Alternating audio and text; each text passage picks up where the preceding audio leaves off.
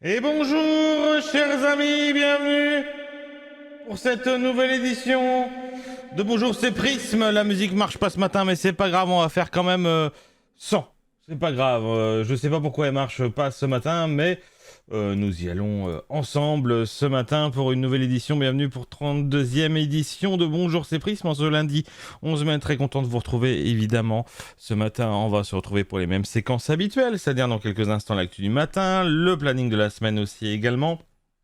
Le JO matin qui changera un tout petit peu parce qu'on fera une nouvelle map, la météo bien sûr, l'actu, l'astro matin aussi évidemment, les recommandations de télé et séries, l'audimat, le à l'affiche, l'indice de voyage et le top 5 bien sûr, toujours comme d'habitude, comme chaque lundi matin, en vous rappelant évidemment que la semaine prochaine il n'y a pas, pour des raisons évidentes, de je suis pris tout le week-end évidemment. Bon, eh ben content quand même de vous retrouver, malgré les problèmes évidemment techniques comme chaque lundi matin, et ça commence à me péter les couilles, évidemment. Bon, comment vous allez? J'espère que vous avez passé un bon week-end, malgré un petit peu la météo tumultueuse sur la plupart du pays. Moi, très fatigué, parce que dans ce Bretonne, ce week-end, énormément, bien sûr. Petite info, évidemment, pour vous qui regardez Bonjour, c'est Prisme, évidemment. Vous vous souvenez peut-être, pour ceux qui regardent les rediffusions et qui étaient diffusées peut-être sur la chaîne principale qui est aujourd'hui, maintenant, Bonjour c'est Prisme, à sa chaîne YouTube dédiée. Donc c'est-à-dire que toutes les rediffusions seront diffusées chaque lundi soir. Après, bien sûr, la diffusion du lundi matin en direct sera rediffusée le lundi soir sur la chaîne YouTube Bonjour c'est Prisme. Vous pouvez déjà retrouver toutes les rediffusions de toutes les précédentes émissions. Hors les clips, évidemment, pour des raisons de droit d'auteur. Mais sinon, toute la rediffusion de toutes les émissions sont déjà sur la chaîne Bonjour, c'est Prisme. Voilà. Bref, les informations sont pas forcément très bonnes ce matin. Je crois qu'il n'y en a aucune de bonne. Mais c'est pas grave, ça reste quand même l'actualité. Bah, c'est parti pour l'actu du matin.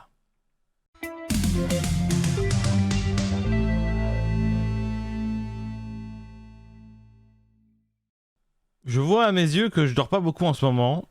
ça se voit, je crois. Va falloir rattraper ça cette semaine, évidemment. Bref, les informations. Je vais me gourer de boutons 100%. Non. Ah, c'est le tof. C'est pour ça qu'il pleut. Bref, première info, évidemment, hein, c'est le navire de croisière, hein, le MV Onzius, hein, touché par une épidémie de hantavirus, hein, qui est arrivé au port de Granadilla, aux Canaries, où l'évacuation des passagers a commencé sous très haute surveillance sanitaire. Parce que depuis plusieurs semaines, hein, le bateau est au centre d'une importante opération internationale après plusieurs contaminations et au moins 3 décès liés à ce nouveau virus. Hein. Les autorités espagnoles, en lien avec l'OMS et plusieurs pays concernés, ont mis en place un protocole exceptionnel. Des passagers qui quittent le navire par petits groupes, je crois que c'est fait déjà, avec des examens médicaux réalisés à bord. Aucun symptôme inquiétant n'a été détecté chez les personnes encore présentes sur le bateau au moment de l'évacuation, mais plusieurs voyageurs vont désormais être placés sous surveillance sanitaire ou en quarantaine dans leur pays d'origine. Le virus concerné serait le virus Hand, sous une forme rare de hantavirus, hein, connu pour pouvoir se transmettre entre humains dans certains cas, même si ce type de contamination reste très limité. Les autorités sanitaires insistent toutefois sur le fait qu'il ne s'agit pas d'un risque de pandémie mondiale, mais appellent à éviter justement toute panique. Le bateau qui était parti d'Argentine début avril pour une croisière sur l'Atlantique Sud avait déjà été bloqué plusieurs jours au large du Cap-Vert avant d'obtenir l'autorisation d'accoster aux Canaries. D'ailleurs, les 5 Français sont arrivés à Paris et ils doivent passer 72 heures en observation à l'hôpital. Et l'information de ce matin, c'est qu'il y a quand même 22 cas contacts actuellement sur le sol français. Deuxième info, on va parler du Parti Socialiste qui traverse une nouvelle zone de forte turbulence après la rupture entre Olivier Faure et Boris Vallaud. Jusqu'ici, allié du premier secrétaire PS, Boris Vallaud a décidé de quitter la fonction la direction du parti avec plusieurs de ses proches, dénonçant une stratégie d'isolement et un manque de dialogue interne. Ce départ fragilise encore davantage Olivier Faure a déjà contesté depuis plusieurs mois sur sa ligne politique et sa stratégie en vue de l'élection présidentielle de 2027. Au cœur des tensions, plusieurs désaccords sur les alliances à gauche et sur l'idée d'une primaire commune pour désigner un candidat. Une partie du PS reproche à Olivier Faure son positionnement jugé flou vis-à-vis de la France insoumise et son incapacité à clarifier l'avenir du parti. Boris Vallaud, arrivé troisième lors du dernier congrès socialiste, représentait jusque-là un équilibre interne important et son départ marque du coup un tournant qui accentue du coup l'image d'un PS profondément divisé à un an du coup de nouvelles échéances politiques. Cette nouvelle fracture intervient alors que la gauche peine toujours à afficher une stratégie commune entre du coup les ambitions personnelles, les désaccords sur les alliances et les rivalités internes. Le PS apparaît plus fragilisé que jamais, avec le risque de voir encore s'éloigner l'idée d'une candidature unitaire pour 2027. Troisième info, vraiment pas sympathique maintenant, c'est un drame familial qui s'est produit dans la nuit de samedi à dimanche à Blénod-les-Ponts à Mousson, en Meurthe-et-Moselle. C'est un homme de 37 ans qui a tiré sur ses deux enfants avec un fusil de chasse avant de se suicider. Le plus jeune, âgé de 7 ans, selon les dernières informations publiées par la presse locale, est décédé sur place. Son frère aîné, âgé de 16 ou 17 ans, selon les premiers éléments relayés, a été grièvement blessé puis hospitalisé au CHU de Nancy. Son pronostic vital n'est plus engagé ce dimanche après-midi. Les faits se sont déroulés dans un appartement de la commune en pleine nuit. Des voisins ont alerté les secours après avoir entendu des détonations et des cris. Une enquête a été ouverte pour homicide volontaire sur mineur et tentative d'assassinat. Les investigations ont été confiées au commissariat de Pont-à-Mousson. Selon plusieurs médias locaux, le drame se serait produit dans un contexte de séparation conjugale. Une lettre aurait été retrouvée sur place et les circonstances exactes restent désormais à éclaircir par les enquêteurs. Autre information, j'ai flouté l'image. Ok Twitch, j'ai flouté les problématiques. À Carcassonne, c'est une cérémonie en hommage à Jeanne d'Arc qui a été organisée par la municipalité RN de Carcassonne, qui a été perturbée ce dimanche par plusieurs militantes du collectif Femen. L'événement se déroulait devant la cathédrale Saint-Michel, autour d'une statue récemment installée par le maire Christophe Barthès. Les militantes ont fait éruption torse nu, avec des slogans dénonçant l'extrême droite et accusant le Rassemblement national de récupérer la figure de Jeanne d'Arc à des fins politiques. Elles ont été rapidement évacuées par le service d'ordre et la police. Quelques tensions et bousculades ont éclaté pendant l'intervention, sans interrompre durablement la cérémonie. Cette célébration s'inscrivait dans la traditionnelle fête de Jeanne d'Arc et du patriotisme, régulièrement mise en avant par le RN. La mairie de Carcassonne avait présenté cette journée comme un moment de mémoire et de rassemblement autour de l'histoire de France. Ouais.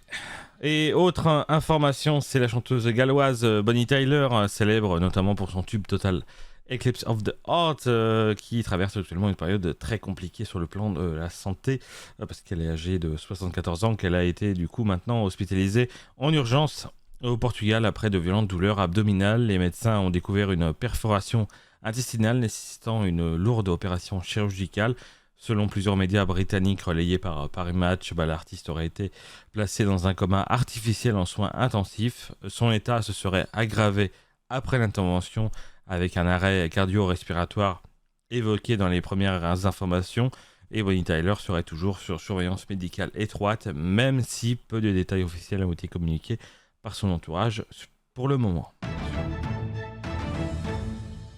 Voilà, pas forcément que des bonnes informations, que des mauvaises d'ailleurs. Il n'y a pas de bonnes informations par rapport à tout ça.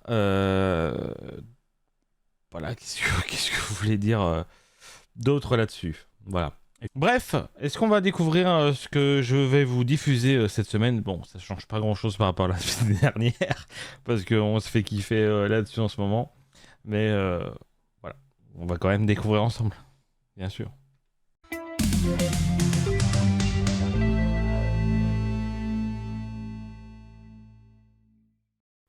Le planning de cette semaine qui change pas beaucoup par rapport à la semaine dernière. Évidemment, on se revoit encore tous les jours, notamment déjà demain, évidemment, encore avec du Tomodachi Life à partir de 11h. On ira encore s'amuser. C'est vrai que ça fait un petit moment que j'y ai pas joué. Peut-être qu'il y aura un petit live sur Tomodachi cet après-midi. Peut-être, si j'ai le temps, avec tout ce que j'ai à faire encore, une nouvelle fois. Peut-être qu'on fera un petit live un petit peu cet après-midi, parce que ça fait un petit moment que j'ai pas joué à Tomodachi et que là, les habitants, ils doivent être... mort de faim, à mon avis. Et demain, du coup, on suivra midi et demi sur le Parrain 2. On n'avait pas fait la semaine dernière pour des raisons de Tomodachi qu'on kiffait beaucoup. Mais là, par contre, il faut qu'on continue cette semaine. Mercredi, on relance ce Press Crab à une prêt. Ça fait un petit moment que j'avais envie de relancer ce jeu. Et là, j'avais un créneau à placer. Donc, on ira refaire du Press Crab à une prêt mercredi à 11h et suivra ensuite sur un stream libre. Possiblement du Tomodachi. Mais voilà. Jeudi, on relancera la PlayStation 2 à 11h pour continuer l'Argo Winch qu'on a commencé la semaine dernière. Et on suivra encore sur à peu près la même chose que la semaine dernière avec encore du Dirt 2 parce qu'on s'est fait kiffer en fin de compte la semaine dernière à faire quelques courses encore sur Dirt 2. Donc on y retournera encore cette semaine. Et vendredi, c'est vrai que vendredi dernier, je devais faire un live et voilà, j'étais crevé, j'ai pas pu faire de live vendredi, mais là du coup on va relancer bien sûr Retro Rewind cette semaine à 11h et suivra ensuite sur un stream libre, possiblement du Tomodachi, à midi et demi. Et évidemment ce week-end off parce que je suis au Méliage à Saint-Brieuc pour voir bien sûr la deuxième partie du concours traditionnel de danse bretonne. Voilà pour le planning de cette semaine, bien sûr. Bref, et ben on va aller jouer maintenant un petit peu avec le jeu au matin, bien sûr, avec notamment une nouvelle map qui va nous rappeler beaucoup de souvenirs. C'est parti pour jouer au matin.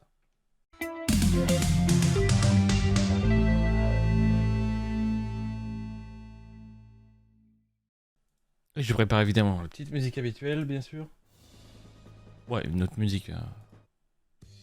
Voilà, tranquille. Ce matin, nouvelle carte. On va commencer avec bien sûr du Saint-Nazaire, mais du Saint-Nazaire de 2008. Et oui, c'est avec que des points de vue de 2008. Donc on va essayer de se rappeler de comment était Saint-Nazaire il y a 18 ans. Ça commence un peu à dater, bien sûr. Et ben c'est parti, on va essayer de se rappeler de où est-ce que c'était à Saint-Nazaire. Il y a 18 ans, let's go. Ah oui, évidemment, oui, c'est vrai qu'on y a joué l'autre jour avec Corvus. Let's go. Alors, rue Alfred Nobel. Ah oui, ok. Cette salle n'existe plus. Là, c'est le bâtiment des jeunes travailleurs. Cette salle n'existe plus. À Saint-Nazaire. Attends, le foyer des jeunes travailleurs, c'est par là et on a ce croisement là. Voilà. C'est pour ça. Ce bâtiment n'existe plus. Ok. J'ai une petite idée, mais... Ouais, j'ai une idée. Oui, bah oui, je sais où c'est. Je sais où c'est. Là-haut. On est dans la rue du Brivet. Je réussis. 0 mètre, voilà. Est-ce que c'est bon pour vous?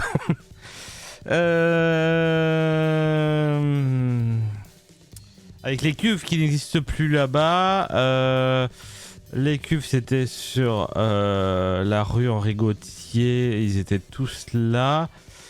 Ouais, je peux m'aider avec un petit nom de rue, c'est possible.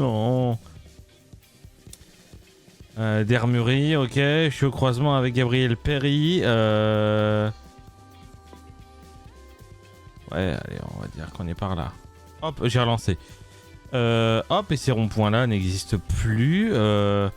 On est derrière le Victoria, la gare avec les bus jaunes, évidemment. Putain, les trains.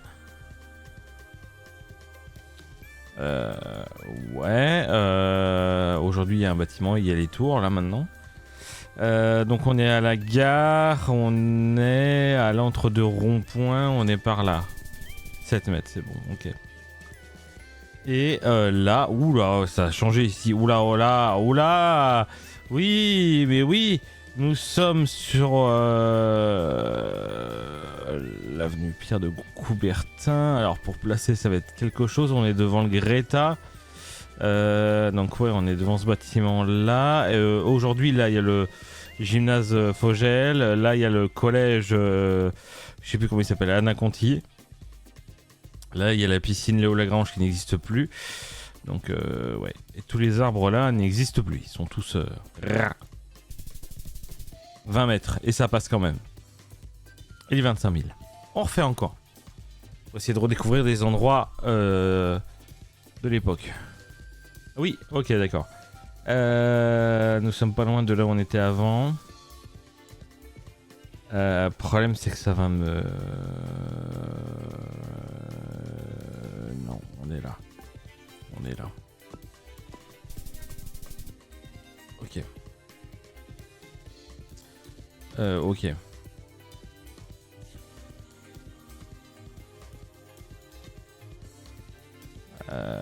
Rue du Général Saraï, mais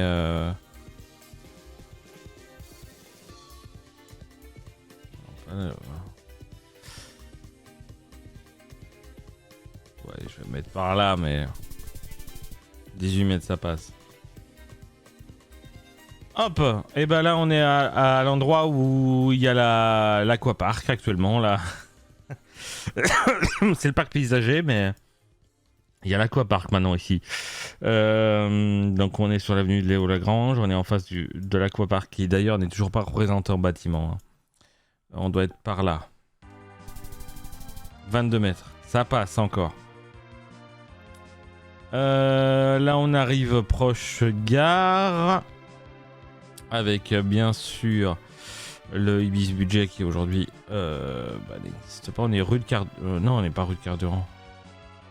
Non, on est rue d'Anjou. On n'est pas rue Île-de-France. Attends.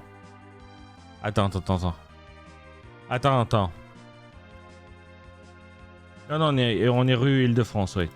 Oui, non, il n'est pas la rue d'Anjou, c'est l'autre d'après. Voilà, la gare à l'époque c'était ça. Il y avait la station de service. Attends, juste pour voir la curiosité, les tarifs. Voilà, le gasoil à 1,28.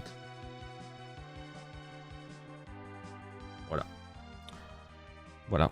En 2008. Voilà, il y a 18 ans. Il y a 18 ans, elle était pratiquement à 1 euro de moins. Super. Excusez-moi, je m'étouffe de ce tarif. Si choquant. Allez, on était là. 11 mètres.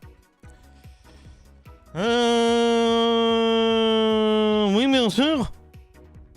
Rue de Trignac, non. On est dans la rue Édouard Vaillant. On doit être à peu près par... Allez, on va compter les maisons. 1, 2, devant la deuxième maison. À peu près à l'entre-deux, on doit être là. 2 mètres. Hop là, c'est offert par la maison. Let's go. On est sur la rue de Pornichet. Nous sommes au croisement avec l'allée Sophie Germain. Qui doit être cette allée. Ah bah, je me suis placé pratiquement au bon endroit. Ouf, ça a un petit peu changé parce que ça oui. Ouais, non, ça pas... Oui, un peu, mais c'est pas tant. Pas le boulevard Le Ferme, on est rue Henri Gauthier encore. Là. On doit être là. 5 mètres. On est sur... Oui. Alors, ça a beaucoup changé, du coup, ici. On est sur la rue Émile Combes. On est pratiquement un peu avant l'allée. Ok. 4 mètres.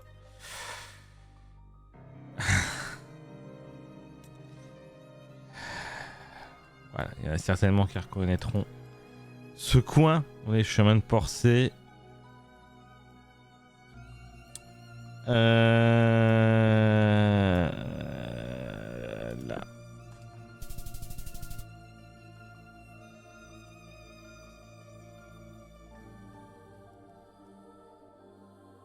Ah, je sais pas, j'ai aucune idée.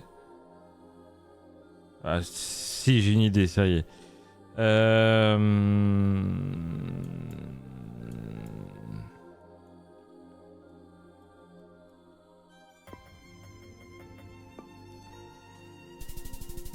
23 mètres, ça passe quand même. 25 000 encore. Let's go. En 2008, j'y arrive plutôt pas mal. On est sur le boulevard Émile Zola. Où est-ce que tu vas, toi Reste sur Saint-Nazaire. Émile Zola. Voilà pour me placer.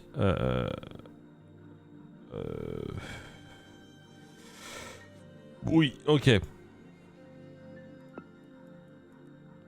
Il y a l'allée qui est là. On va être par là. Allez. 3 mètres. Ok. Ok. Là maintenant, il y a des... Il y a ces fûts-là, les mêmes, de l'autre côté.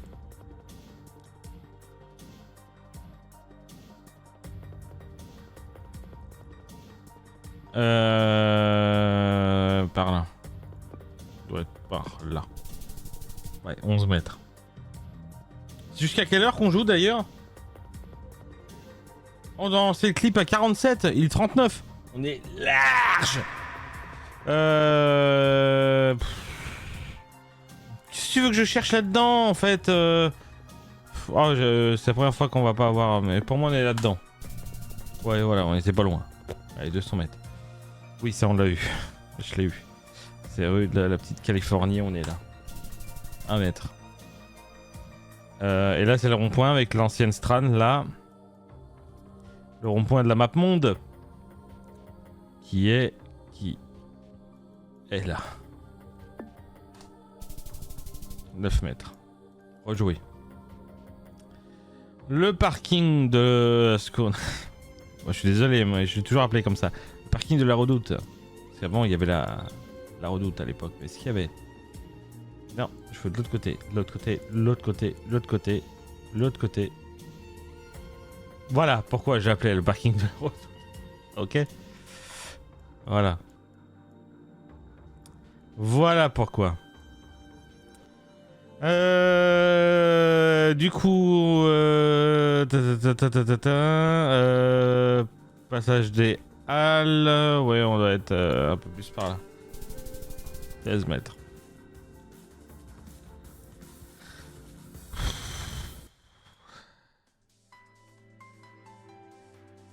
C'est les Landettes, ça. Route des Landettes, on doit être par là. Ouais, 22 mètres, ça passe. Oula, ça a énormément changé ici. Ouais, tout est balisé ici, en fait. Tout le trottoir a changé aussi. Attendez.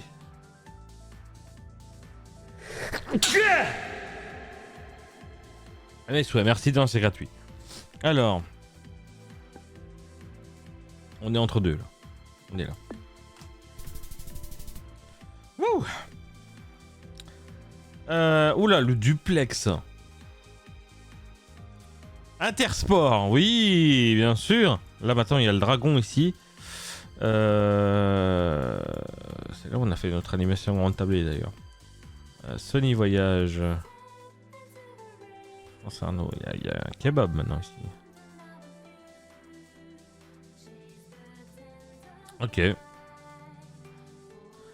Bah facile du coup, hein. C'est juste avant le paquebot, donc on est là.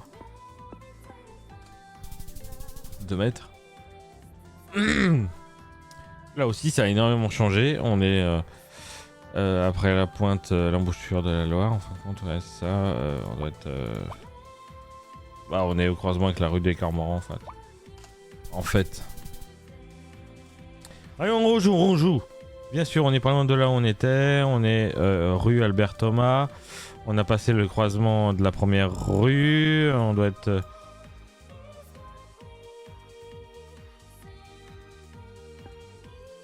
On doit être par là même. Ah non, t'es avant, 22 mètres. Ok, d'accord. Tant pis. C'est moi qui c'est gouré. Là, ça n'a pas changé. C'est pas Émile Combe, c'est Edouard Vaillant. Ouais, c'est Edouard Vaillant. On va être un petit peu avant. 10 mètres. Bon, on l'a eu ce point tout à l'heure. 27 mètres. Merde, on perd des points. Oh, le bus jaune de monsieur avec sa baguette, bien sûr. Je peux savoir quelle ligne c'était? Oh putain, mais non! Mais non! Et voilà. Voilà. On peut pas savoir quelle ligne c'était. Dommage. Dommage. Bon, on n'est pas loin du Super U. Oh bah, je vais aller encore voir le prix de l'essence. Ah putain, on le voit pas. Mais là, on a changé de temporalité.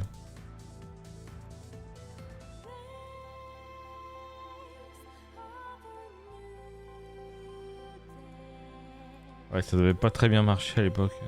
Oh, c'est la ligne 10, bouletterie, c'est la ligne que je prenais. Je vais me mettre pas loin, mais je vais aller observer un petit peu. Super U, Super U, Super U, Super U, Super U. On est là, hein, clairement. Je veux juste essayer de voir, même si... Ouais, le Super U de l'époque, ça doit être quelque chose. Pas là où je veux aller, mais c'est pas grave. Il y a tellement de flèches en fait à ce truc là.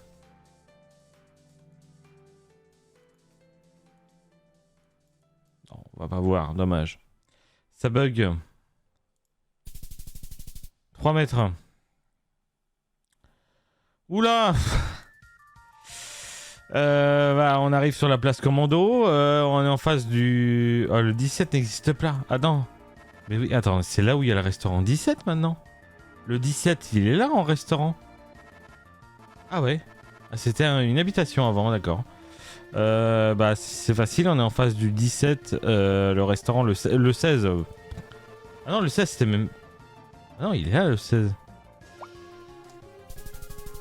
Ah non, on est même plus loin. Ah ouais. Bon. On refait encore, on va... Bah... Allez, on va pas se faire baiser 9 fois, hein, du coup. On est plus par là, du coup. Voilà. Oula. On est dans les quartiers, avec les tours. La plupart des tours aujourd'hui n'existent plus. Alors, on doit être pratiquement face à l'hôpital qui aujourd'hui n'existe plus. On doit être rue des Troènes avec... Ouais, je crois. Je crois qu'on est là avec toutes les tours qui existaient, mais qui aujourd'hui n'existent plus. Je parle du nez aujourd'hui, non? La Sécu. Ça existe toujours, ça. Par là. Ok. René Guicadou. Pratiquement au bout. 8 mètres.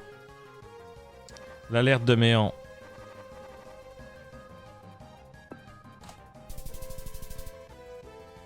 On joue. Même point.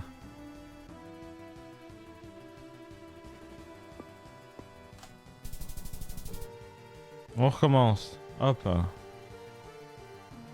Émile Zola, arrêt, couleur, ça existe toujours. Ça s'appelle plus comme ça. Ah bah si, ça s'appelle comme ça.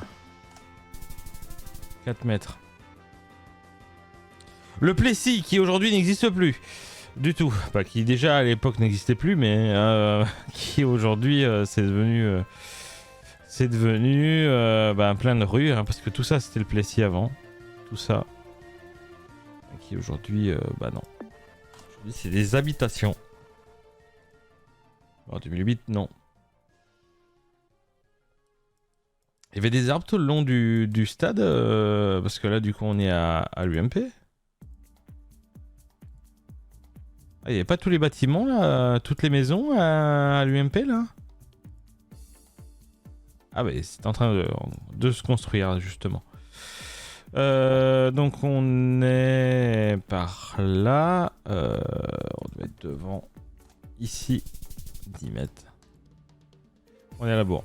Ça y est, les 47 passés. On est censé avoir lancé la musique, mais c'est pas grave. C'est pas grave. On est sur le boulevard Lambert. Non, chaque fois je dis Lambert Wilson, mais non. Précisément, rien à voir. C'est pas les mêmes personnes. Celle-là, c'est après le tournant, donc ça doit être rue de la Havane, du coup.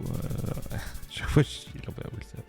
C'est pas grave. 25 000. Bref, on a fait que du Saint-Nazaire 2008 aujourd'hui, mais c'est pas grave. 2008, putain, c'est pas si souvent que je le dis, celui-là. C'est pas si souvent. Allez hop, bonne session là, à Saint-Nazaire. Il n'y a pas une ville de France, c'est pas grave. On y va tout de suite avec la météo. Voyons voir quelle météo va-t-il faire cette semaine en France, bien sûr.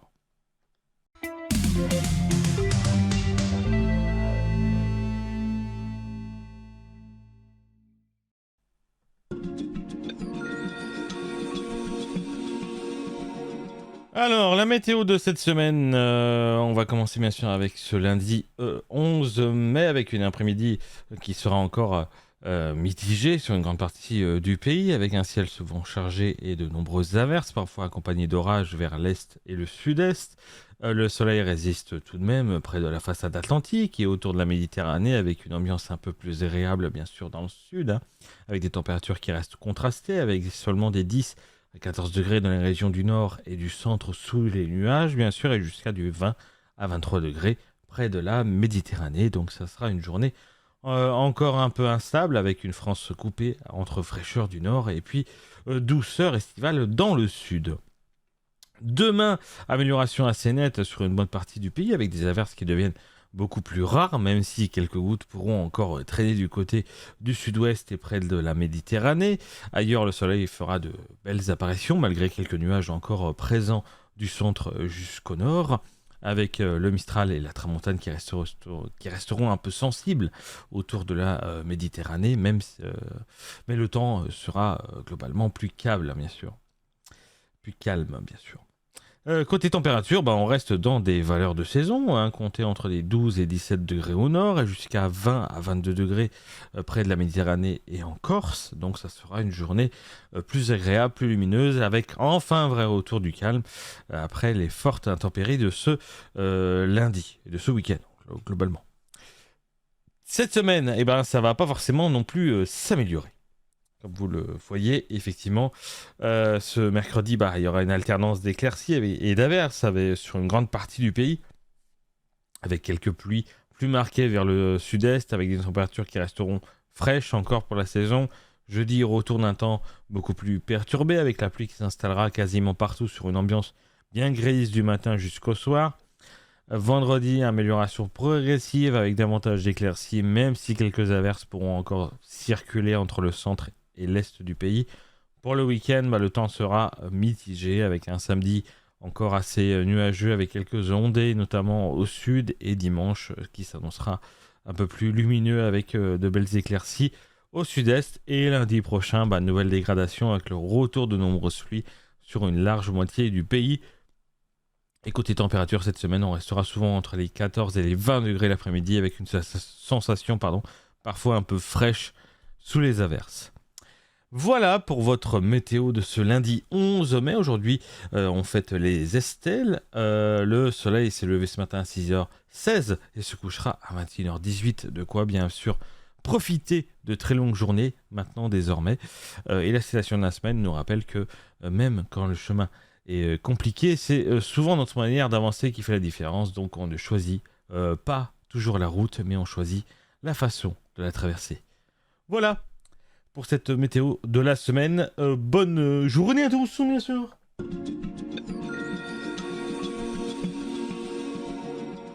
Et voilà pour la petite météo de cette semaine, en espérant que vous avez beau temps chez vous, même si globalement non.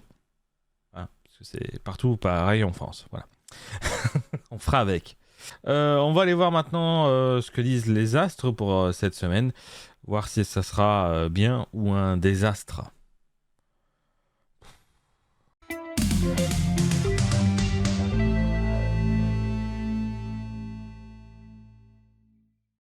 Et évidemment, petite musique. Ça y est, je sais où sont les boutons. Ça y est, ça revient.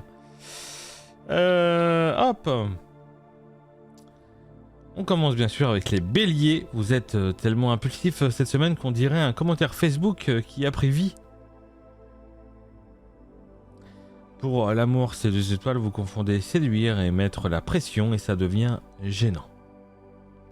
Côté travail, c'est 3 étoiles, vous avez des idées, mais malheureusement, vous avez aussi le besoin de toutes les dire en même temps. Pour la santé, c'est 2 étoiles, vous survivez au café et au stress, et votre corps prépare doucement sa vengeance. Pour les taureaux, cette semaine, vous êtes dans votre confort comme un chat obèse sur un radiateur. En amour, c'est 4 étoiles, vous êtes tendre, rassurant et sexy, à condition de ne pas parler la bouche pleine. Dommage. Pour le travail, c'est 2 étoiles, votre motivation est officiellement portée disparue. Je confirme. Et pour la santé, c'est 3 étoiles, ça va, mais manger pour le moral commence à devenir un sport olympique. Aussi. Pour les Gémeaux, vous changez d'avis toutes les 8 minutes, même votre GPS du coup abandonne. En amour, c'est 2 étoiles, vous soufflez le chaud et le froid, on dirait clairement une climatisation en panne. Pour le travail, c'est 4 étoiles, vous êtes hyper créatif mais organisé comme une chambre d'ado en dépression, donc c'est le bordel. Et pour la santé, c'est 3 étoiles. Votre cerveau tourne trop vite, vous êtes fatigué avant même le réveil. Pour les cancers, vous êtes susceptible à un niveau où même un pigeon qui vous regarde de travers peut clairement ruiner votre journée. Du coup, c'est 3 étoiles en amour, vous aimez sincèrement, mais avec l'énergie émotionnelle d'une série Netflix dramatique. Pour le travail, c'est 2 étoiles, vous prenez tout personnellement, même les problèmes de l'imprimante. Et pour la santé, c'est 2 étoiles, morale assez fragile, vous êtes clairement une playlist triste d'un effondrement.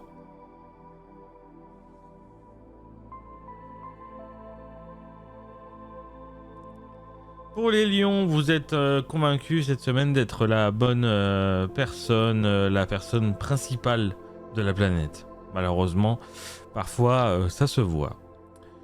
En amour, c'est 3 étoiles, vous séduisez facilement, mais votre ego prend plus de place que votre partenaire. Pour le travail, c'est 3 étoiles, 5 étoiles, pardon, même. Vous écrasez tout sur votre passage, bravo, le bulldozer humain. Et pour la santé, c'est 4 étoiles, bonne énergie, mais vous vous reposez aussi peu qu'un candidat de télé-réalité en drama. Voilà. Pour les vierges, vous voulez tout contrôler, même les trucs qui ne vous regardent absolument pas.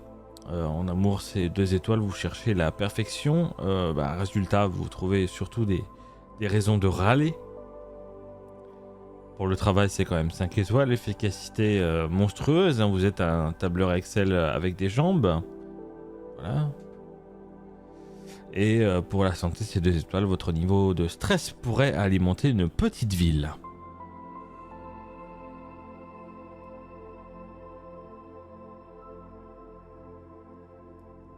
Pour les balances, vous hésitez tellement que même commander une pizza devient un débat philosophique. En amour, c'est 3 étoiles, vous êtes charmant, mais incapable de choisir entre passion et tranquillité. Pour le travail, c'est 2 étoiles, vous procrastinez avec élégance, ce qui reste quand même de la procrastination. Et pour la santé, c'est 3 étoiles, vous manquez de sommeil et ça commence à se lire sur votre tête.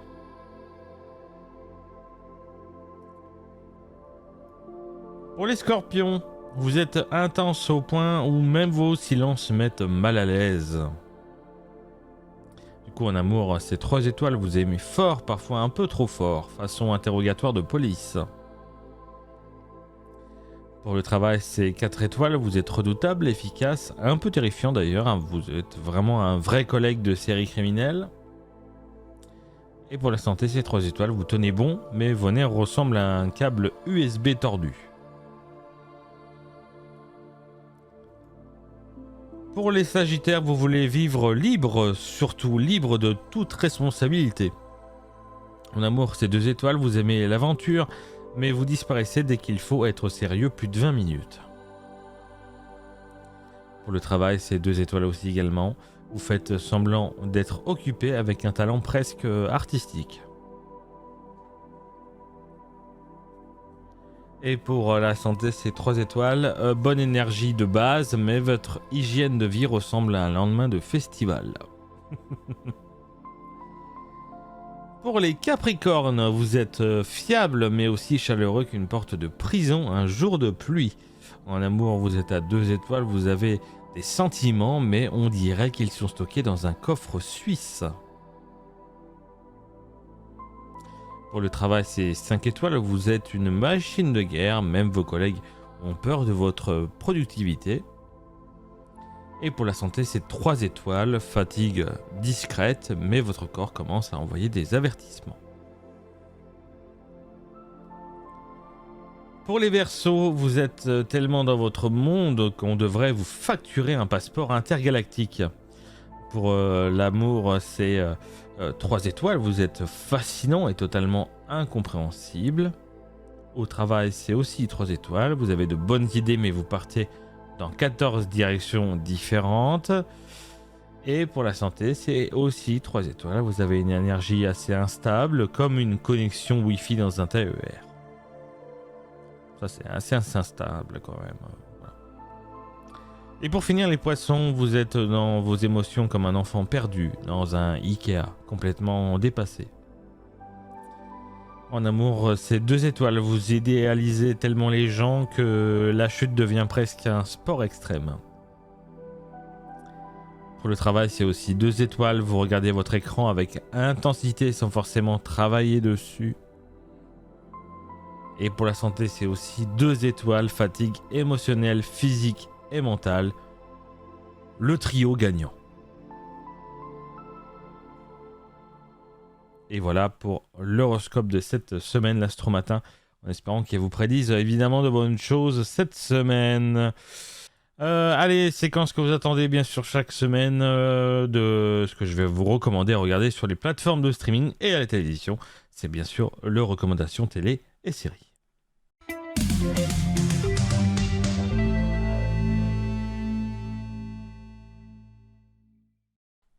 Allez, on y va bien sûr avec les séries. Comme d'habitude, on va commencer avec la série sur Netflix qui s'appelle Légende, bien sûr. On est dans le Royaume-Uni des années 90 et c'est une petite équipe de douaniers britanniques qui est envoyée sous couverture pour infiltrer les plus dangereux réseaux de roues du pays. Voilà. Inspiré d'une histoire vraie d'ailleurs, Légende plonge dans une opération secrète aussi tendue que fascinante où chaque erreur peut être fatale. Donc c'est une série entre tension permanente, une ambiance ultra réaliste et des performances assez solides hein, des 2 acteurs qui s'appellent Tom Bruck et Steve Coogan. Et du coup, Légende réussit à rendre passionnante une histoire vraie, méconnue, une série criminelle sombre, intelligente et addictive parfois qui peut être... Voilà. D'accord. Vous verrez. Vous verrez. Mais en tout cas, c'est parfait pour les amateurs de thrillers et assez réalistes. Hein. Voilà. Donc, je vous conseille sur Netflix, bien sûr, Légende.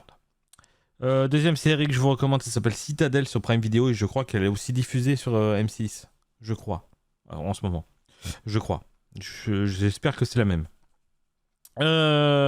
Cette série, on est 8 ans après la chute de Citadel, une organisation d'espionnage indépendante détruite par le mystérieux syndicat Manticore, et du coup les anciens agents Mason Kane et Nadia Sin vivent sans aucun souvenir de leur passé, mais lorsque une nouvelle menace mondiale émerge, ils sont forcés de replonger dans un univers d'espionnage, de trahison et de missions spectaculaires aux 4 coins du monde. Donc entre scènes d'action ultra efficaces, ambiance digne des plus grands films d'espionnage et un duo charismatique porté par Richard Madden et Priyanka Chopra Jonas, la série Citadel est une série clairement spectaculaire et rythmée qui se regarde comme un blockbuster international. C'est parfait pour les amateurs d'action, de suspense et d'espionnage moderne. Voilà, donc c'est Citadel sur Prime Video. Troisième série, c'est la série Octobre sur Netflix. C'est j'ai marqué une seule saison, mais je crois qu'il y en a 2, hein, je crois que c'est la nouvelle saison qui est sortie d'octobre. Je marque une saison, mais je crois qu'il y en a 2, je crois. Donc c'est une série thriller danois qui est sombre et d'ailleurs ultra prenant, hein, qui est disponible sur Netflix, je vous rappelle. Donc cette série suit les 2 enquêteurs de Copenhague qui traquent un tueur en série laissant derrière lui d'étranges figurines faites de marron. Puis l'enquête avance, plus elle révèle une affaire bien plus glaçante qu'un simple meurtre. Donc probablement l'une des meilleures séries thriller nordiques de Netflix, selon les dires. L'ambiance est assez pesante, avec une enquête qui est brillante, et chaque épisode donne envie d'enchaîner clairement le suivant. Donc c'est une série sombre, intelligente et vraiment addictive. Donc ça s'appelle Octobre et c'est sur Netflix. Et dernière série que je vous recommande là, c'est une seule saison.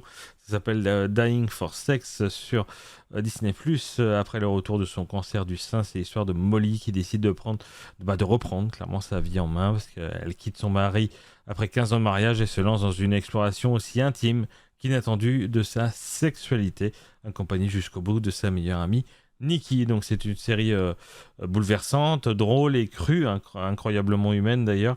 Et du coup, Dying for Sex réussit à parler bien sûr de la maladie, du désir et aussi de la liberté, avec beaucoup de sincérité et bien sûr une vraie émotion. Donc c'est une très belle surprise sur Disney+. Si vous voulez regarder, ça s'appelle Dying for Sex. Allez, les films que je vous recommande cette semaine à la télévision, il y a des films bien sûr très connus, notamment déjà pour le premier, diffusé ce soir sur l'équipe 21, qui diffuse pas souvent des films, mais ça arrive. La preuve ce soir avec Terminator 3, le soulèvement des machines, ce soir à 21h10. Voilà, sur l'équipe, bien sûr, je vous rappelle, dans Terminator 3, le soulèvement des machines, c'est l'humanité qui pense avoir évité l'apocalypse, mais le destin en a décidé autrement. 10 ans après les événements de Terminator 2, John Connor tente de vivre caché loin des radars, mais Skynet retrouve sa trace et envoie la redoutable TX, une machine encore plus puissante et impitoyable que le T-1000. Heureusement, un ancien allié revient pour protéger John et Kate Brewster dans une course contre le temps explosive où chaque décision peut changer le futur de l'humanité. Donc évidemment, ce blockbuster de science-fiction ultra efficace et spectaculaire et nerveux, bien sûr, qui mélange action et tension et réflexion sur le destin, même si le film adopte un ton un peu plus moderne et musclé que les précédents Terminator, il reste toujours fidèle à l'univers culte de Terminator, bien sûr, avec les scènes d'action impressionnantes, les ambiances apocalyptiques réussies et surtout une fin marquante qui reste l'une des plus mémorables d'ailleurs de la saga. C'est vraiment un incontournable pour les amateurs de science-fiction et des machines incontrôlables, et bien sûr pour les fans bien sûr de Schwarzy, bien sûr. On évite de prononcer le nom sur Twitch, globalement. Bon. Voilà, donc Terminator 3, c'est ce soir, 21h10 sur l'équipe. Voilà. Demain soir, je vous recommande de regarder Interstellar, bien sûr, l'un des plus beaux films jamais produits. C'est demain soir, 21h10 sur RMC Story. On est bien sûr dans un futur où la Terre se meurt peu à peu. Un ancien pilote de la NASA embarque pour une mission spatiale hors norme afin de trouver une nouvelle planète habitable pour l'humanité. Et du coup, entre exploration, émotion et découverte scientifique vertigineuse, le voyage va bien au-delà de ce qu'il imaginait. Donc c'est vraiment un immense voyage cinématographique, signé bien sûr le grand Christopher Nolan, aussi spectaculaire qu'émouvant, porté par une musique légendaire de Hans Zimmer et des visuels bien sûr impressionnants. Et Interstellar mélange science, tension et émotion avec une rare intensité. Donc c'est vraiment un film qui marque durablement. Voilà, donc Interstellar, c'est demain soir à 21h10 sur MC Story. Mercredi soir, je vous recommande le film Sibylle à 21h sur France 4. C'est l'histoire du coup de Sibylle, ancienne romancière devenue psychanalyste, qui retrouve l'envie d'écrire lorsque Margot, une jeune actrice enceinte, est en pleine crise sentimentale sur un tournage chaotique. Elle est fascinée par cette histoire et du coup Sibylle va peu à peu franchir les limites entre vie professionnelle, inspiration et obsession. Donc c'est un film intense, élégant et troublant, évidemment porté par une performance remarquable de Virginie Fira. Entre drame psychologique et satire du monde du cinéma, Sibylle captive par son atmosphère électrique et ses personnages profondément humains. Donc c'est mercredi soir à 21h sur France 4. Et dernier film que je vous recommande, là c'est un film encore américain. C'est jeudi soir à 20h55 sur T18. C'est le film qui s'appelle L'Expert, donc ce spécialiste, bien sûr en anglais, qui est sorti en 94, qui est un film thriller d'action explosif, porté par Sylvester Stallone et Sharon Stone. Donc c'est un film entre vengeance, manipulation et scènes d'action spectaculaires. Donc ce film suit d'ailleurs le personnage de Ray Quick, un ancien expert en explosifs de la CIA, engagé par May Monroe pour éliminer les hommes responsables du meurtre de ses parents. Donc c'est vraiment un duo sulfureux au cœur d'un Miami dangereux et ultra tendu. Donc c'est un pur film des années 90, comme on n'en fait plus, c'est-à-dire explosif avec des explosifs tendus et portés par évidemment le duo mythique Stallone et Sharon Stone. Hein. Donc si vous aimez les thrillers assez nerveux avec une ambiance rétro et des explosions à chaque coin de rue, bah l'expert mérite clairement le détour. Donc voilà. L'expert avec Stallone, c'est jeudi soir à 20h55 sur T18. Voilà tout ce que je vous recommande de regarder cette semaine. Je pense que ça vous en fait quand même pas mal. Là, vous avez de quoi faire. Vous avez de quoi regarder. Voyons voir du coup maintenant si vous avez été devant votre télé la semaine dernière. La réponse est oui. Voilà, comme ça c'est fait.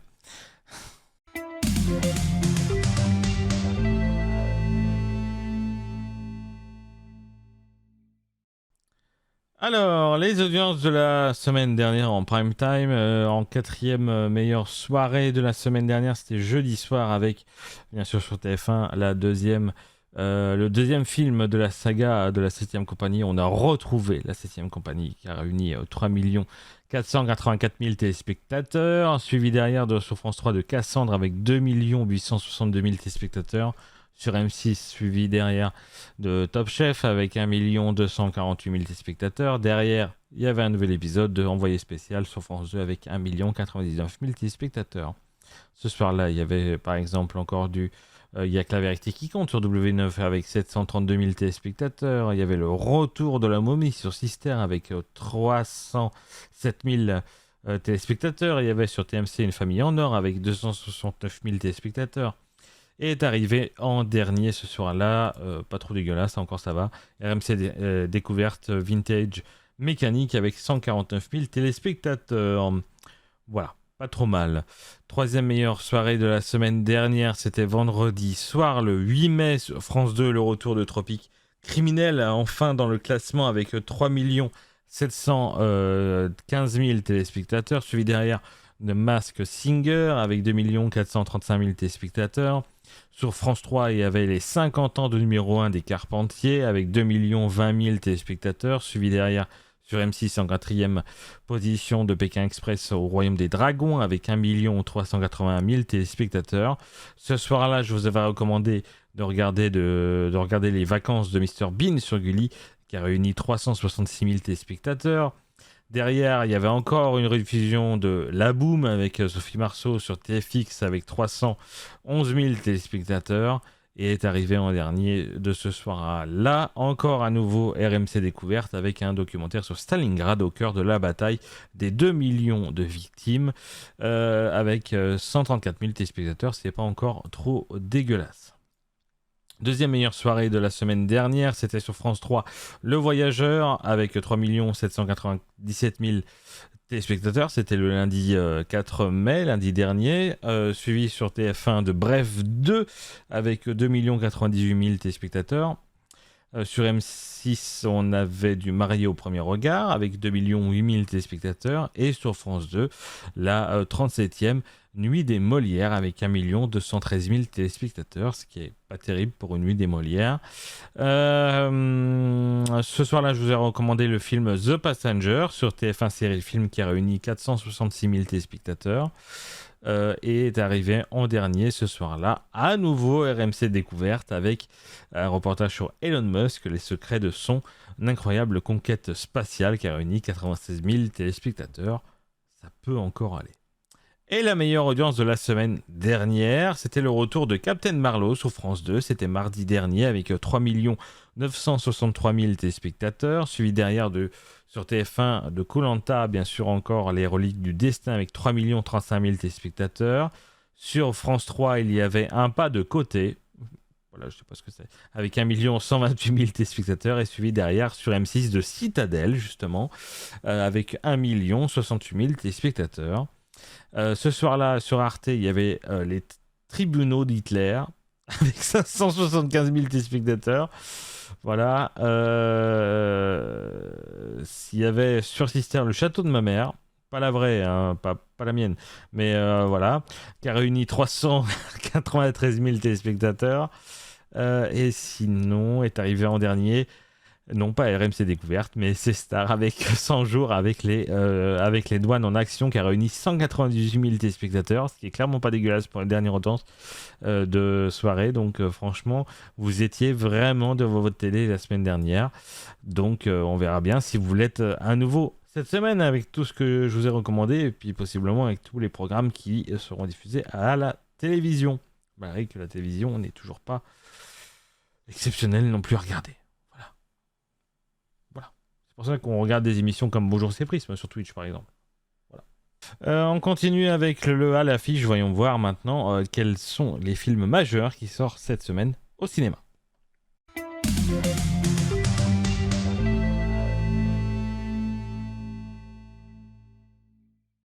Alors, les films majeurs au cinéma qui sortent, bien sûr, on va commencer avec le film qui s'appelle L'Abandon. Ce film hommage, bien sûr, à Samuel Paty, assassiné le 16 octobre 2020, qui était professeur d'histoire-géographie. Il a été assassiné à la sortie de son collège, et du coup, à la lumière des enquêtes et des procès, ce film, du coup, revient sur ses 11 derniers jours et l'engrenage qui a conduit à sa mort tragique. Donc voilà, L'Abandon. Ça sort ce mercredi, suivi après de Obsession, un nouveau film épouvante et horreur de Curry Barker, qui est présenté comme un nouveau prodige de l'horreur, apparemment. Le synopsis, c'est: et si vous pouviez réaliser votre rêve le plus fou? Un jeune introverti met la main sur un objet magique capable d'exaucer n'importe quel souhait. Son crush de toujours tombe alors raide dingue de lui jusqu'à l'obsession la plus totale. Donc faites attention à ce que vous souhaitez. Ça promet. Troisième film, ça s'appelle L'Histoire parallèle. C'est un nouveau film avec Isabelle Huppert, Virginie Fira et Pierre Ninet. En quête d'inspiration pour son nouveau roman, c'est Sylvie qui espionne ses voisins d'en face quand elle engage le jeune Adam pour l'aider pour son quotidien. Elle ignore que celui-ci va bouleverser sa vie et son travail aussi également. Quatrième film, ça s'appelle Élise sous emprise. Voilà, c'est un nouveau film avec José Garcia. Rien ne va plus dans la vie d'Élise, engluée dans une relation toxique avec Léopold. Elle se retrouve propulsée à la tête d'un groupe de théâtre suite à la mort soudaine du metteur en scène dont elle était l'assistante. Submergée par des crises de panique, Élise vacille, mais peut-être est-ce dans cette confusion qu'elle parviendra à se libérer de ses emprises et à reprendre le contrôle de sa propre vie. Voilà, ça s'appelle Élise est sous emprise, et ces 4 films sortent ce mercredi 13 mai, bien sûr. Donc ça vous fait encore des choses à aller voir, et bien sûr il y a encore des gros films encore à l'affiche, notamment Michael, bien sûr, à aller voir si vous l'avez toujours pas vu, ce qui est mon cas. Il va falloir aller voir. On continue tout de suite avec une séquence que vous aimez encore de plus en plus. C'est l'heure, bien sûr, de l'indice de voyage pour ceux qui aiment la France, bien sûr.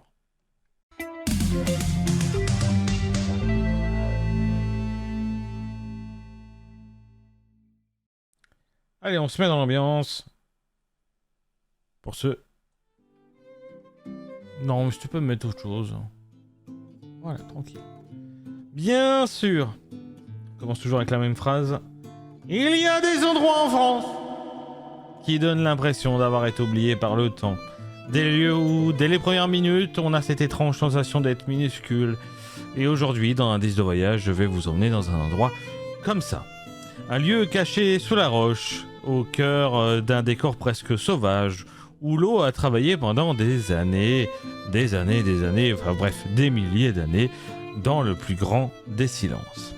Imaginez maintenant une vallée encaissée, des falaises calcaires immenses, une rivière couleur émeraude qui serpente tranquillement et qui, quelque part, discrètement, une entrée vers un autre monde, un monde souterrain, frais, mystérieux, presque irréel par moments. Le lieu dont je vous parle aujourd'hui, c'est la grotte de Saint-Marcel. Quand on arrive dans ce coin-là, on a déjà l'impression de ralentir. Les routes deviennent plus sinueuses, les paysages sont plus bruts. On est dans le sud de l'Ardèche, pas très loin de célèbres gorges de l'Ardèche, mais ici l'ambiance est différente, moins touristique que certains spots très connus dans le secteur, mais plus authentique aussi, et ça fait du bien. Dès l'entrée, il y a déjà cette odeur particulière de pierre humide, ce silence, puis la température qui chute vraiment d'un coup, même en plein été. Et très vite, les lumières révèlent des formes incroyables, des colonnes gigantesques, des draperies de roches, des bassins naturels translucides, et on a presque du mal à croire que tout ça est réel.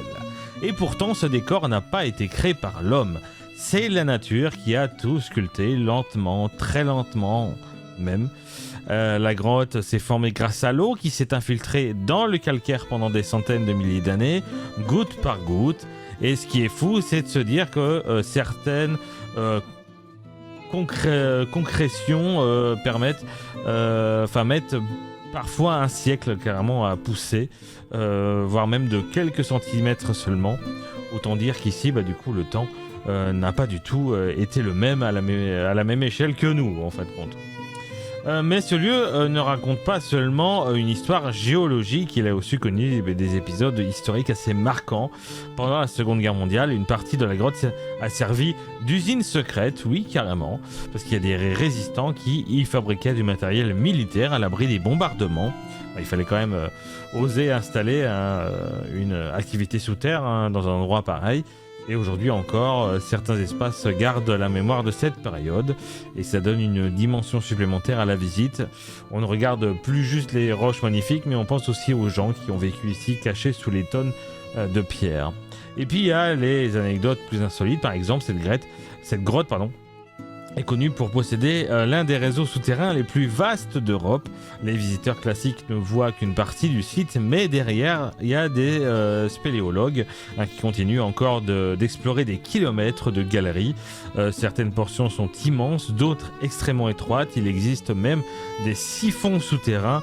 Bref, c'est vraiment un véritable labyrinthe sous la montagne. Ce qui marque aussi pendant la visite, c'est ce jeu de lumière, contrairement à certaines grottes très artificielles. Ici, on garde une ambiance assez sobre, des éclairages qui mettent en valeur les volumes sans transformer l'endroit en parc d'attractions, bien sûr. Mais honnêtement, c'est beaucoup mieux comme ça, parce que apparemment, on profite vraiment de la majesté naturelle du lieu. Voilà. Alors concrètement, comment on y va ? Bien sûr, cette grotte se trouve près du village de Saint-Marcel d'Ardèche, entre Vallon, Pont d'Arc et Bourg-Saint-Andéol. Depuis Montélimar, il faut compter environ 1 heure de route. Depuis Avignon, un peu plus d'1 heure également. La voiture reste évidemment clairement le moyen le plus simple pour y accéder, surtout si vous voulez profiter des alentours ensuite. Une fois sur place, tout est bien organisé. Le parking est facile d'accès. L'entrée à la grotte se rejoint rapidement à pied et la visite classique dure environ 1 heure.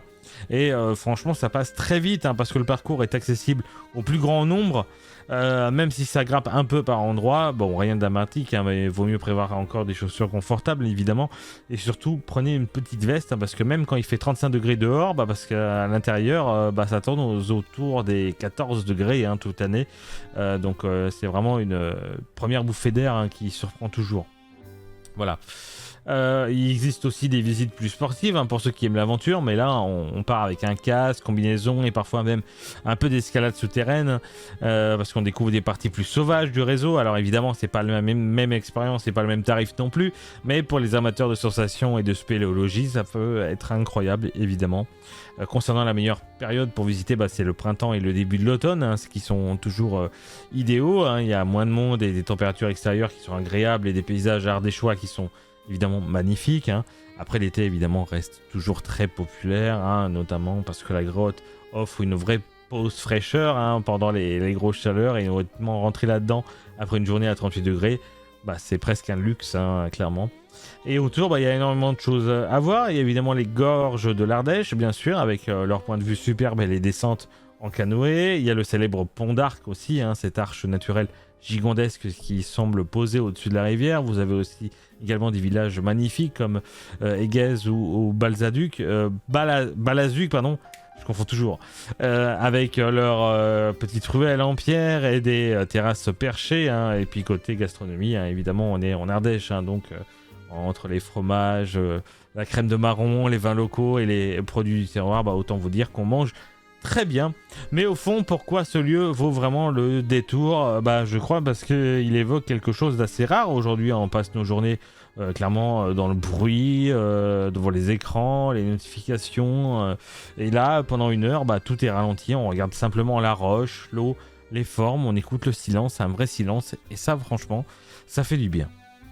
Il y a aussi ce sentiment d'humilité, hein, quand on réalise que ces galeries existaient bien avant nous et qu'elles continueront probablement d'exister très longtemps encore après. Bah, ça remet un peu les choses en perspective. Et puis, soyons honnêtes, hein, certaines salles sont tellement impressionnantes qu'on se sent comme dans un film d'aventure. On s'attend presque à voir surgir un décor fantastique autour de cette galerie.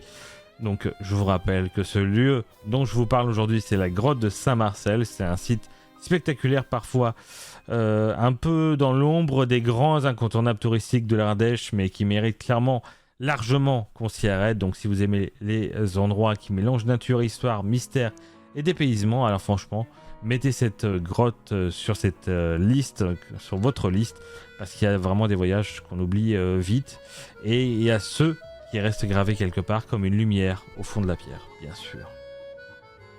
Voilà, en espérant que ça vous donne envie d'aller dans ces grottes de Saint-Marcel et puis dans l'Ardèche, bien sûr. On dit toujours que l'Ardèche, oui, ça doit être pourri, il n'y a pas de connexion, c'est la diagonale du vide. Eh ben non! Justement, dans cette diagonale du vide de la France, eh ben, il y a énormément de beaux paysages et il faut y aller. Voilà. On continue, bien sûr, avec le top 5. Voyons voir les 5 meilleurs clips de la semaine dernière. On s'est bien amusé, il n'y a rien à dire.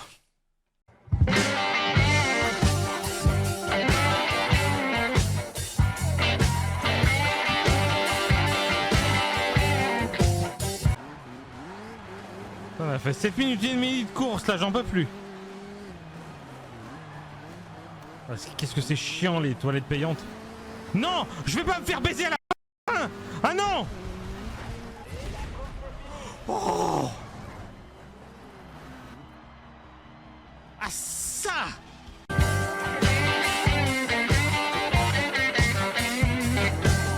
Il faut juste que je mette sur Edge parce que sinon ça bug. Sur Edge? Mais qui a Edge à part les personnes âgées? Bah moi ça me permet de jouer à GeoGuessr dans de bonnes conditions.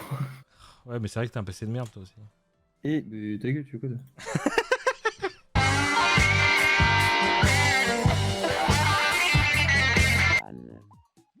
Allez ça fait mal hein. Toujours amoureux de Calamité. Ah, Lenny est bloqué. Jean-Yves, je suis désolé, mais on a besoin de toi. Docteur Jean-Yves. Ça fait... Qu'est-ce qu'il y a? C'est... embarrassant, mais... je peux... Allez, vas-y, docteur.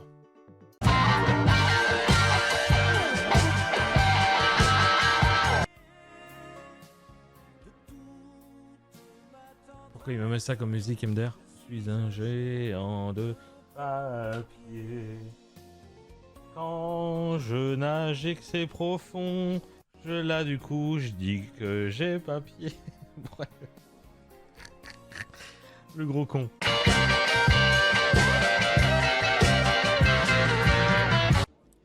Merci beaucoup, John. Est-ce qu'on peut parler à la dame? Bonsoir Candy. La soirée se passe bien? Monsieur Winch, votre Oh la tronche! Oh le décolleté aussi, putain! Je sais pas par lequel des deux je suis plus choqué. La tronche ou les nichons? Ces soirées mondaines et les grandes...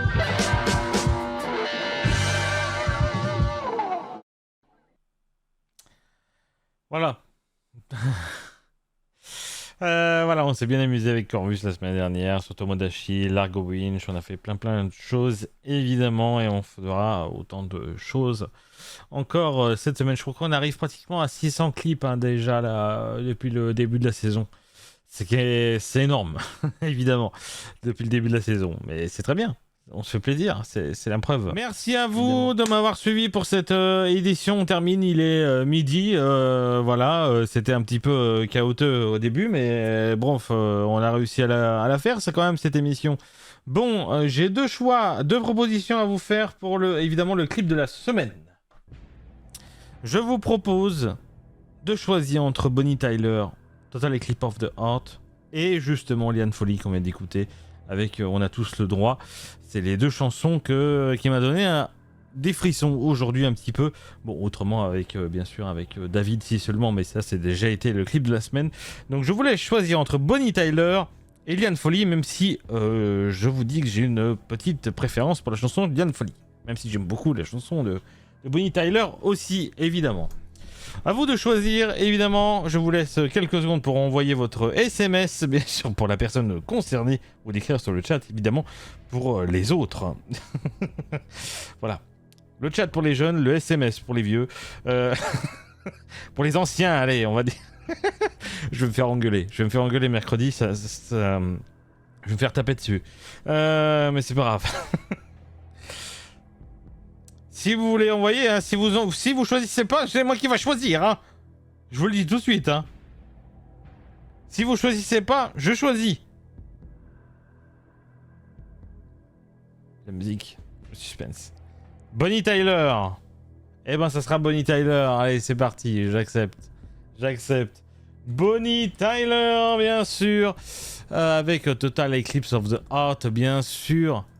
Qu'on écoute un peu vite fait maintenant. Faut que je me rappelle le début de la... Je me rappelle plus le début. Je me rappelle plus le début. Non. Ouais, c'est ça. Ouais, c'est ça. Voilà, Bonnie Tyler. Avec Total Eclipse of the Heart. Et qu'on réécoutera évidemment la semaine prochaine en espérant avoir de meilleures nouvelles évidemment de Bonnie Tyler en même temps, bien sûr, espérons-le. En espérant pas que ce soit une chanson hommage la semaine prochaine. Espérons-le. Bref, voilà du coup pour cette émission d'aujourd'hui. Bah, j'ai dit la semaine prochaine, mais on se retrouve pas la semaine prochaine, ça c'est sûr. Déjà la semaine dernière, j'étais pas sûr de faire cette émission-là par rapport à la danse d'hier. Mais la semaine prochaine, c'est sûr et certain qu'il n'y aura pas d'émission. Du coup, on se retrouvera seulement pour le lundi 25 mai pour une nouvelle édition de Bonjour c'est Prisme. On est déjà pratiquement à 1 mois et demi de la fin de la saison de Bonjour c'est Prisme, parce qu'après, ce sera la saison estivale, pardon, et on ne se retrouvera pas avant septembre pour la deuxième saison de Bonjour c'est Prisme, avec beaucoup de visuels qui vont changer. La formule va rester la même, je pense, mais le visuel va changer. Et puis, il y aura peut-être aussi quelques petites nouveautés, évidemment, aussi. Merci encore à vous de m'avoir suivi pour cette 32e édition de Bonjour c'est Prisme. Je vous donne rendez-vous, évidemment, demain en live pour du Tomodachi et du Parrain 2. Et sinon, on se retrouve dans 2 semaines pour une nouvelle édition de Bonjour c'est Prisme. Bon lundi à tous, bonne semaine à tous, des bisous et à très bientôt. Ciao tout le monde.